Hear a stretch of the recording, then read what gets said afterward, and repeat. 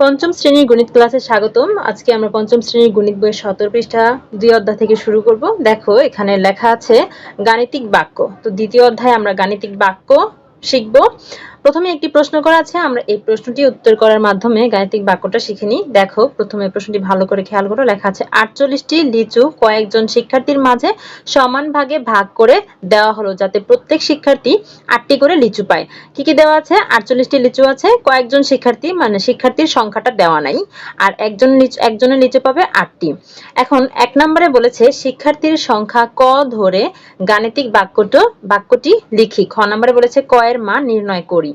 এখন খেয়াল করো, আমরা 1 নম্বরের সমাধান যদি করতে চাই, বলেছে যে শিক্ষার্থীর সংখ্যা ক ধরে গাণিতিক বাক্যটি লিখি। তো এখানে বলেছে যে 48টি লিচু কয়েকজন শিক্ষার্থীর মাঝে দেওয়া হলো। এখন কয়েকজন কতজন সেটা বলা নাই, আর 1 নম্বরে বলেছে শিক্ষার্থীর সংখ্যা ক ধরতে হবে। তার মানে আমরা ধরবো যে শিক্ষার্থীর সংখ্যা হচ্ছে ক জন। তার মানে 48টি লিচু ক জন শিক্ষার্থী পাবে, তাই তো? 48টি লিচু ক জন শিক্ষার্থী পাবে, এটা আমরা ধরে নিব। আর একজন শিক্ষার্থী পায় কতগুলো? একজন পায় হচ্ছে 8টি। তার মানে 48টি লিচু যদি ক জনে পায়, তাহলে একজনে কত পাবে সেটা বের করতে গেলে কি করতে হবে? 48টি লিচু ক জনের মধ্যে ভাগ করে দিতে হবে, তাই তো? লিচু আছে কতটি? লিচু আছে 48টি। শিক্ষার্থী আছে কতজন? শিক্ষার্থী আছে হচ্ছে ক জন। তাহলে ক জন শিক্ষার্থীর মধ্যে 48টি লিচু আমরা ভাগ করে যদি দেই, তাহলে প্রত্যেকে কত পাবে? প্রত্যেকে পাবে হচ্ছে, এখানে দেওয়া আছে 8টি। এই যে এইটা হবে গাণিতিক বাক্য। বুঝতে পেরেছো? এখানে লিচু আছে 48টি, 48টি লিচু কজন শিক্ষার্থীর মধ্যে ভাগ করে দিয়েছি। ভাগ করলে কি একজন কত পাবে সেই সংখ্যাটা পাবো। একজন পাবে 8টি, সেটা দেওয়া আছে। তার মানে এই ভাগফলের মানটা হচ্ছে 8। এইভাবে করে আমরা গাণিতিক বাক্যটা লিখলাম। এখন 2 নম্বরে বলেছে ক এর মানটা নির্ণয় করব। তাহলে এখন আমরা এই গাণিতিক বাক্য থেকে ক এর মান কিভাবে নির্ণয় করতে হয় সেটা একটু শিখে নিই। ক এর মান যদি নির্ণয় করতে চাই, তাহলে প্রথমে এই গাণিতিক বাক্যটা লিখে নিই। 48 ভাগ ক সমান 8। খেয়াল করো, আমরা যদি এই গাণিতিক বাক্যটার মানটা নির্ণয় করতে চাই, তাহলে কি কি জানতে হবে? এই যে দেখো, এই যে মাঝখানে যে সমান চিহ্ন আছে না, এই সমান চিহ্নের ডান পাশ থেকে বাম পাশে, ডান পক্ষ থেকে বাম পক্ষে আমরা সংখ্যা নিতে পারবো, আবার বাম পক্ষ থেকে ডান পক্ষে আমরা সংখ্যা নিতে পারবো। এটাকে বলে পক্ষান্তর। কি বলে? পক্ষান্তর। এক পক্ষ থেকে আরেক পক্ষে আমরা যখন সংখ্যা নিব, তখন এটাকে বলে পক্ষান্তর। বুঝতে পেরেছো? এখন এই পক্ষান্তর করার একটা নিয়ম আছে, সেটা হচ্ছে যদি এই পাশে ডান পাশের থেকে আমরা বাম পাশে নেই, যদি সংখ্যাটা থাকে যোগ, হয়ে যাবে বিয়োগ। যোগ থাকলে হয়ে যাবে কি? বিয়োগ। যদি বিয়োগ থাকে তাহলে হয়ে যাবে যোগ, আর যদি গুণ থাকে তাহলে হয়ে যাবে ভাগ, আর যদি ভাগ থাকে তাহলে হয়ে যাবে গুণ।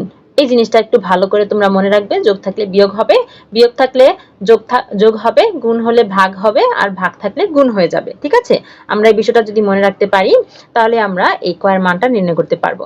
খেয়াল করে, এখানে এই 48 আছে, 48 এর সাথে কটা কি ভাগ আকারে আছে।